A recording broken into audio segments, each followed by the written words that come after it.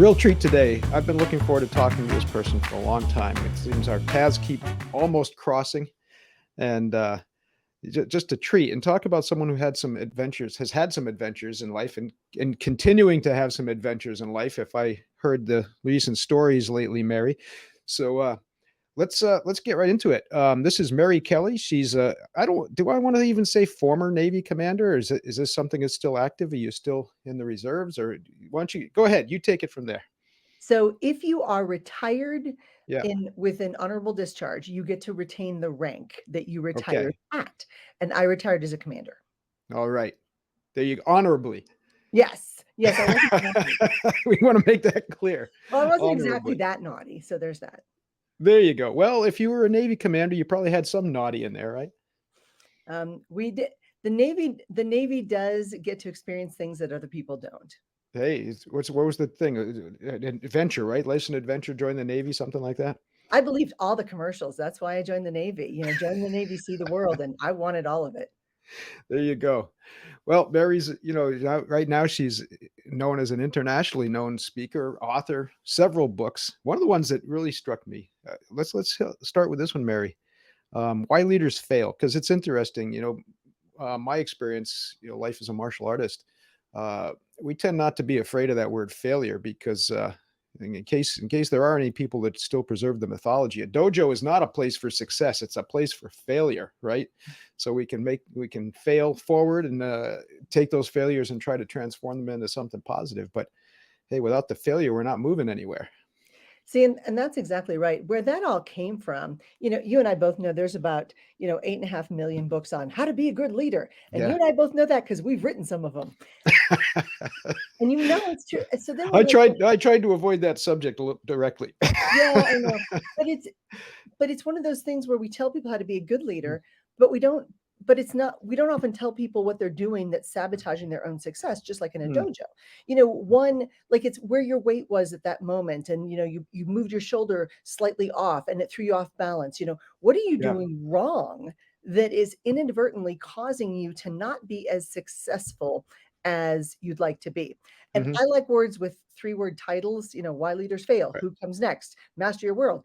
And so we couldn't say, why leaders aren't as good as they probably should be because Mhm. they're making really stupid mistakes.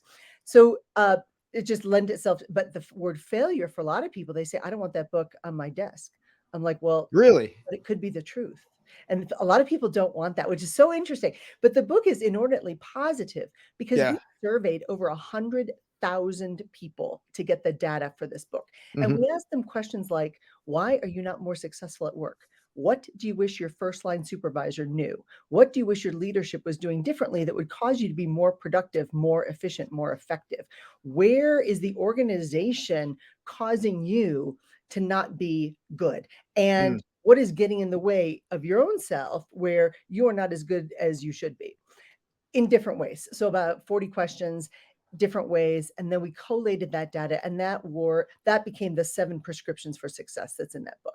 That's interesting on a number of levels. First of all, it sounds like we're one of our many intersections. You're talking about the word we use for it is empowerment, right? Do your people have what they need to succeed? And are you sure? How do you know, right? And that leads me to something else because I've been throwing your name around actually. Sometimes people will say, well, where's the research? Where's the research? Are you going to do research in this area? I say, I'm not a researcher. You kidding me? We're drowning in research. And one person that's done a lot of it is Mary Kelly, right? And it's Well, interesting that you've gone to 18 so, years of so many of 18 these. years of Yeah. graduate school will get you into that research Is mode. that what it does? Way too many years in graduate school. Oh, Well, there you because go. I was still working the whole time, so it Yeah. just took me a lot longer than everybody else. Yeah. Yeah. Well, let's we continue a little bit on that idea of failure because it was one piece of research I came across some years ago. And I believe it was Gallup. I think Gallup did it. They do a lot of these things, right? They had researched top performing CEOs all over the world, and we're trying to determine how many catastrophic failures they had on their way to their what they might consider at that time their ultimate success, right? The big one, the big payoff. And they found that the percentage was it was well over 90% of what they started was a failure. But, just like, was it Frank Sinatra, "Dust yourself off," right? Get back in, keep on going. I don't remember the words. Well, and John Paul Jones, one of our great Navy Mm. leaders, he started as a pirate, I should point out, and he was Scottish. Well, that's He not a bad thing. Yeah, he said, "He who will not risk cannot win." And Yeah. this is where I think a lot of people misunderstand leadership. Leadership is about taking risks. Leadership Amen. is about taking the right risks. Leadership is about seeing what's going to happen next. It's about preparing for contingencies, but you also got to be a little bit risky in the process. Yeah. You don't get better in the dojo by sitting on the mat and looking at everybody else. Mm-mm. Nope. Nope. Well, that leads us to something else that, we were talking about a little bit before we started the show. I think I've been calling it this post COVID partum, syndrome, and the idea that people are, and I understand, I get it, and I know one of the talks that you gave that I saw on video, you hit this, and this was some time ago too. This idea that there are a lot of crucial issues that are looming right now. But really, when you think about it, we can't predict the exact circumstances and conditions, but we sure as hell have a good handle on, what we're going to be facing, whether that be cash flow, whether that be the one that really torques me these days is this whole idea of quiet quitting and I said we've been calling it disengagement for the last 75 years. This is nothing new, and I haven't seen the numbers change very much.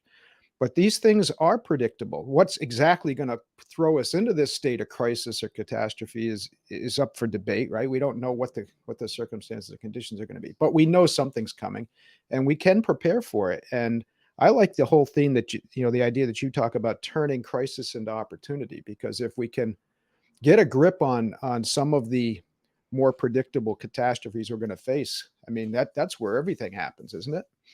Absolutely, and if I might, I wanna touch on that quiet quitting for just a second. Mm, That's not an employee issue. That's a management and accountability issue. If you are allowing your mm, people to show up to work and do a half, job, then that's on you. You're the leader, you're the manager. If you're not holding people accountable, then they're not going to hold themselves accountable either, in all likelihood. So that's you. That's on you, the leadership, you, the managers, because you either didn't know what your people were doing, you didn't set good expectations, right. you didn't give them benchmarks, you didn't give them the right deadlines. That's on you. And I talk to a lot of people, young Mm, people, older people, who they say, well, my boss seems really happy with the work I'm doing. I'm like, but yeah, you're not really working. And they go, no.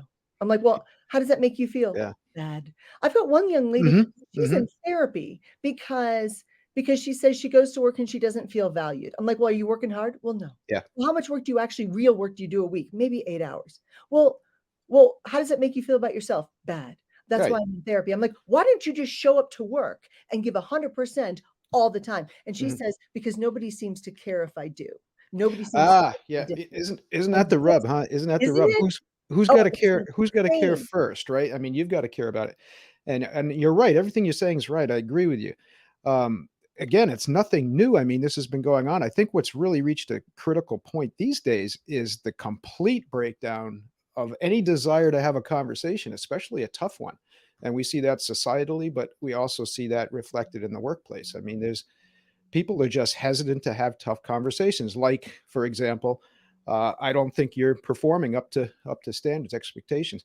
Of course, I agree with you 100%. It's the leader's responsibility to, if not set. I think setting the expectations can be a cooperative effort, but certainly to make those expectations clear, to keep preaching those expectations, right? So people know, to make sure new people are aware of those expectations, right? Bring them into the culture. So, there's a lot of trouble we're unpacking there.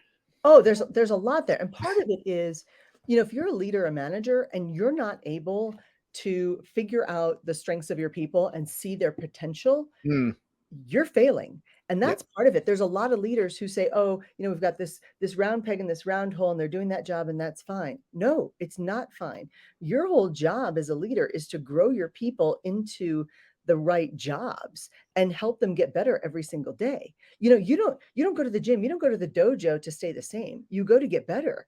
And for many people, they're like, "No, the same is fine." No, it isn't fine No, no, the because same is the same as death. I mean, the same status is quo is getting death. worse. The Mm, same means getting worse. mhm. Yeah, well, you know what? Again, you hit. Boy, we're going to go off for a lot of different adventures here.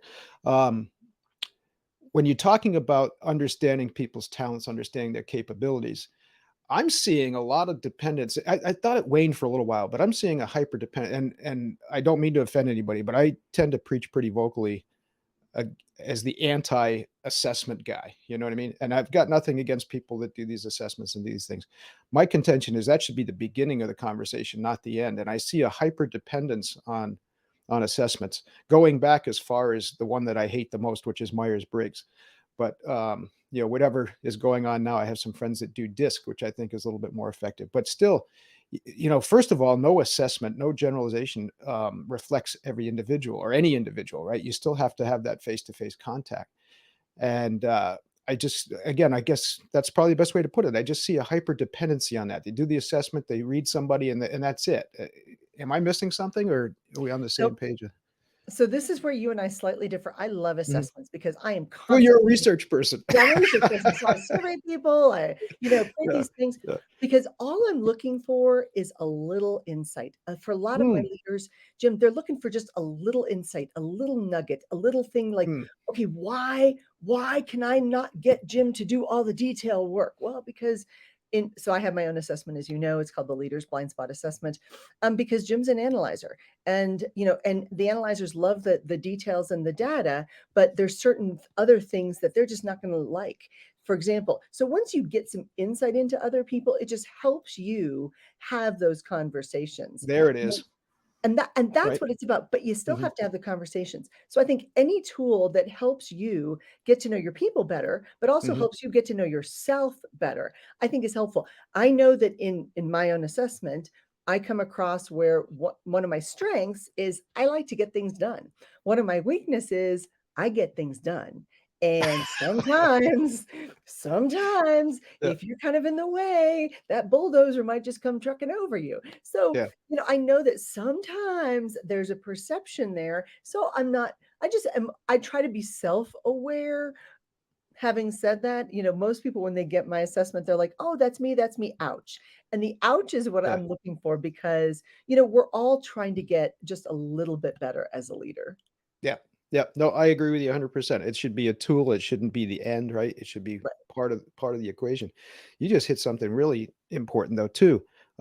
Again, I think I think leaders maybe are more prone to it than people who don't see it. And we can get into a whole debate about this because one of my contentions is you're a leader whether you realize it or not.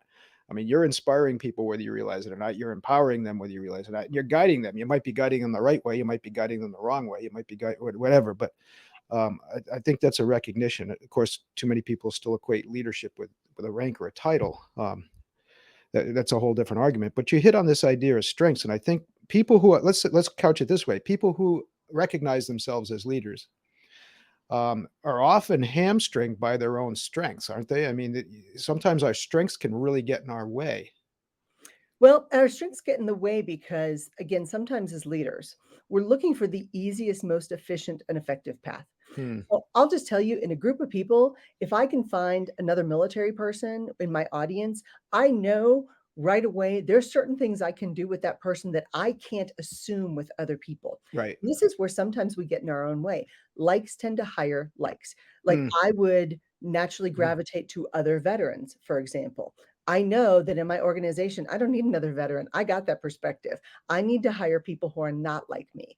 So for us as leaders, it's easy sometimes for us to surround ourselves with people like us, when in mhm, fact we need to surround ourselves with people without our skill sets. So I'm always fond of saying, wherever your weaknesses are, that's where you should hire for. You're probably not very good at it. And then you need to delegate it, decide, delegate, disappear, and let your people do that. And then people come back all the time with the delegation model. And you see this all the time. And mm. they say, but they don't do it the way I want it done. Yeah, yeah. Maybe their way's better. Maybe you need to give them the chance. So I'm very fond of giving people a long leash and go run with this. And then let's see where you go and let's figure this out because I don't claim to have all the answers and I need as many different perspectives as possible. Now, I'm still the one in charge. The buck stops with me. And when I make the decision and I'm wrong, that's on me, nobody else. Well, there's where we're getting into. I think there's still an area. I know it's an area that we cover an awful lot in our events. Is that people still have they conflate this idea of authoritarianism with authoritative, right? That it is ultimately your responsibility. It is a responsibility, it's particularly that's we can't divorce ourselves from the management hierarchy. We do make a distinction here between management and leadership, but if you're a part of that management hierarchy, the higher up you are, the more I think the more it's your responsibility to make critical decisions, and you can't divorce yourself from that. But there's a difference between the two, and it's always fascinating because I admire so many of you, so many of my friends that were participated in military leadership, because from the outside, people still have this idea that this is a strict command and control, and I've never seen more compassionate leaders than I see people from the military. And this idea that, yes, sometimes you do have to issue commands, and sometimes we need to obey commands. I was part of the fire service, and that's something you learn there. Your life depends on that. However, if you don't respect, trust, and that person hasn't earned your loyalty, you're not going to follow those commands. I mean, you're going to find a way around it, or you're going to do the bare minimum. So it's always fascinating to hear that from that perspective. And again, I'm going to restate this point, and I hope you'll take it from there. That I do believe that the most compassionate leaders that I've met were people with military experience. Well, think about the fact that our Navy ships routinely go out for 6 or 9 months at a time. Mhm. There's no weekends. There's no nights off.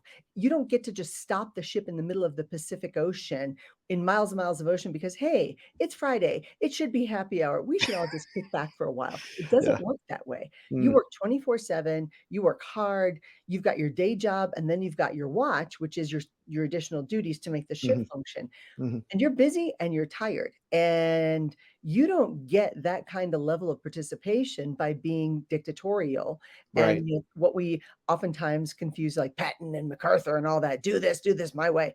What you have to do is you have to coalesce teams. You have Mhm. to encourage cooperation. You have to help people work together as a team. And keep in mind, you're not hiring these people. You just have to deal with whatever the Navy sends you, whatever the Army sends you, whatever the Air Force or the Marine Corps sends you. That's what you have to make work. And Hmm. once you get that person in, you got to figure out, okay, this is not what I was hoping for, but you got to make it work. And Find that a way for that person to contribute, right?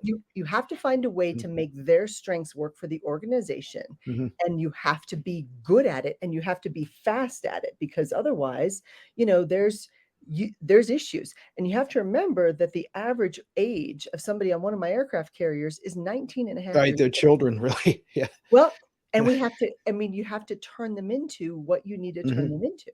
mhm. And frankly, we're pretty good at it when allowed to do that. But that leadership comes at the very lowest level. Yeah, And if you look at the yeah. quiet yeah, and if you look at the quiet quitting, people tell their bosses all these things. Well, I'm leaving for another industry. No, they're not. Mm, They hate their boss. Well, I'm leaving to take advantage of this, opportunity. Yeah, they hate their boss. Oh, I'm leaving to move to Kansas. No, they hate their boss. And that's at the very lowest level of leadership. So we build leadership. We work on leadership starting at the beginning because you're going to make mistakes. And you know who holds you accountable? 19-year-olds. They're yeah, very good at holding you accountable. right. So you And, have to find and I hope that didn't come across as something that was disparaging. I no, don't not mean at that. all. At 19 years old, I was a child. I mean, that's just the facts of it. We're closer to being children than we are as adults, and it's a very fast transition, especially when you're thrown into something like the military or the fire Mhm. service, right? You have to change rapidly. Oh, Um, absolutely. Go ahead. No, and so that's part of that thing where people mistake the military as being sort of dictatorial and all that. Right. But I got to tell you, military leadership is you're not just looking at the job people are doing when they're on the job. And that's what I see missing in a lot of Hmm. private and corporate environments. People are afraid to ask questions. Um, I taught at both the Naval Academy and the Air Force Academy. And sometimes I'd see a young person and they're just not where they need to be and they're Hmm. drifting off. And so I would go, hey, let me just grab you after class for just a second. Come on over here. Is there something going on that I should know about that is causing you to lose focus in my class? I wish I had run into you at that time. Well, and because then that's when you get the issues. Well, my Yeah. my boyfriend, my mom, my dog, my Mhm. whatever. You get all those other and those are personal issues. And Mhm. sometimes leaders in the workplace, we forget the Yeah. holistic person. And in the military, we deal with the holistic person all the time. And I think that's where you might see that level of what's interpreted as compassion when it's we have to be concerned with the whole person and the Mhm. family and everything else. Well, it is interesting that you know, the way you said it, I like the way that you framed that, the analog you used that, for instance, let's say you're out in the middle of the ocean on a ship and there really isn't any escape from that community and you're faced to out of necessity have to deal with. But why is that any different these days? You know, and it's interesting, especially in this very weird climate that we're in now where unemployment rate is so low, but there's so many job openings, right? That's a dangerous place we haven't been in too many times in history. And so I think every organization in a way should employ that analog of being like a ship out on the ocean, right? You've got people that you're dealing with right now. And I can't tell you how many managers that I've heard lately say, you know, they'll bring me a story on and say, why don't you fire that person? Well, I can't. I've got nobody to take their place, you know? That's the wrong answer. That is now, if you are that manager who's had to fire the last 10 people and Mm, you are, because I had one of these people and they said, well, I'm just gonna have to keep firing people until HR sends me somebody good. mm, Okay, I'm gonna go out and tell you you're the problem, not your people. mm. Just as a point, because they're not making the people work. And that's the whole idea. You got to make the job work and the people work and everything has to work together. And they're not doing that. However, if you are holding somebody accountable and they flat out say, I don't want to work, Yeah, then that person needs to go. Because if you are treating your top talent the same as you're treating your bottom talent, guess what? You're going to lose your top talent because they're sick of having to do the job of your lower talent, and your lower exactly. talent is just skating by. And those people Mhm. do need to go. But you don't throw the baby out with the bathwater. Right, It's just such a right. terrible medieval, image. But you don't necessarily, you know, look at the whole team and say, well, that whole division's doing poorly. Therefore, you look at where the good spots are and then you replicate the good. But at the same time, you cannot be afraid of firing somebody because you're so afraid of not finding somebody else. And that whole You're idea, being unfair to the other people around you. you You're are, and lacking you're allowing compassion for the your other people bad around you. employees to hold you hostage, and you're Mhm. allowing your bad employees to not have you make the good decisions that, frankly, the rest of your employees are desperately hoping you're gonna make the right choice. There's something else you said that, I'd like to challenge in the spirit of, opening up some, I think constructive, debate here that, I've been letting some leaders off the hook as far as people leaving these days, and it's because I've had conversations, particularly in our rising leader tracks, where I know that person's not staying with the organization, even though they love it, and they love their boss, they love their management, they love their leadership, they love the company. But I'm seeing more and more that younger people are making the decision that they just want to be somewhere else. They want to go to a different part of the country, or sometimes people get involved, romantically with somebody, and they're going to relocate to the where the other person is most comfortable. Sometimes it's just for adventure or to switch industries. Now, that's not always the case. Obviously, we have to look in the mirror first. But I'm seeing more and more in that. And my contention was, there's that meme that going on LinkedIn that said, "What happens if I invest a lot in training this person and they leave?" And of course, the answer is, "What happens if you don't and they stay?" And so, what I've been saying to people is, look, just enjoy them while they're here. I mean, if that's why they're leaving, if they're leaving, first of all, they're going to become part of your network. That usually happens more often than not. But the other part is they're gonna be your best people while they're there if you're still treating them properly, right? And, let's get the most out of people we can. And it seems that there's a parallel to military where people, will sign on for a specific term of service, right? You know they're not gonna be there forever, but you still Right. wanna maximize their productivity, their contribution. Am I way off base, or you think we're singing in harmony again? So I think we're singing in harmony. I'll tell you why. You have Mhm. to remember that we change jobs every 2 to 3 years. So think about that for a second. Mm. Half to one third of your workforce is gone every single year. Every single year. So you have to be constantly reiterating the mission, the vision, the goals. You have to be constantly training. You have to be constantly looking for process improvement. And every change has to mean a little bit of improvement. And not only that, every single person in the organization is responsible for helping the person who comes after them be successful, Mm. which is very, very different in the corporate world. A lot of times in the corporate world, people leave and they're like, well, good riddance and good luck to the person who follows me. That's not how Yeah. it's supposed to be. So Mhm. in one of my books called Who Comes Next, the one I co-authored with Meredith Elliott Powell, she's brilliant. It's all about succession planning and how do we do a better job retaining the right talent, but also grooming our people for the jobs they want for the next level.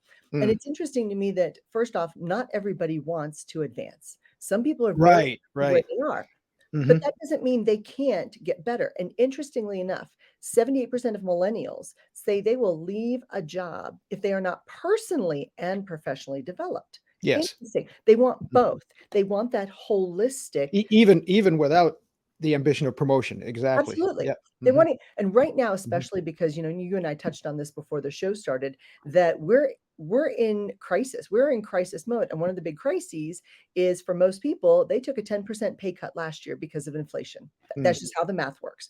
Because of that, personal I finance. knew you were gonna bum me out. You started talking about I know, but yeah. I'm gonna be cheerful about it. I promise I'm gonna be cheerful about it.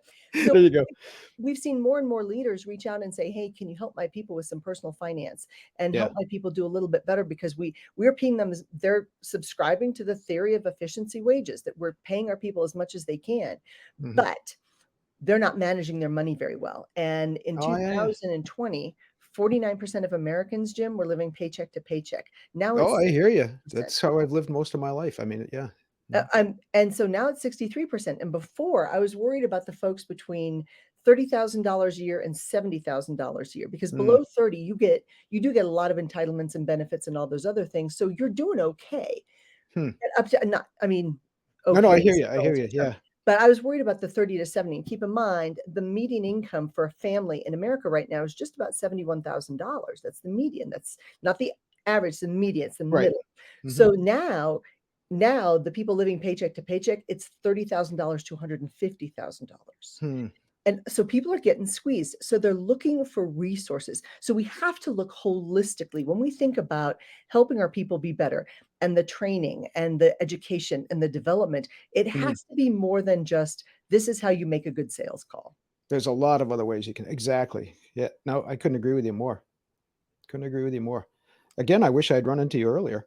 I can't wait to run into you, at one of our conferences. And you touched on at the beginning, how do we turn crises into opportunities? Yeah. So very quickly, I taxonomize everything. My brain loves to put things into categories. So I taxonomize crises as the geopolitical things. So all the geopoliticals, Russia in Ukraine and China thinking about Mhm. invading Taiwan, and refugees in Syria and Turkey and the earthquake and all the geopolitical things. And then economic things. Things like taxes, inflation, GDP, where the job growth is or is not. And then workplace issues like how do you motivate the team, loyalty, collegiality, cooperative competition, how do we genuinely grow the pie for everybody, and then domestic issues, crime and education and social justice and all those things. But then there's personal crises.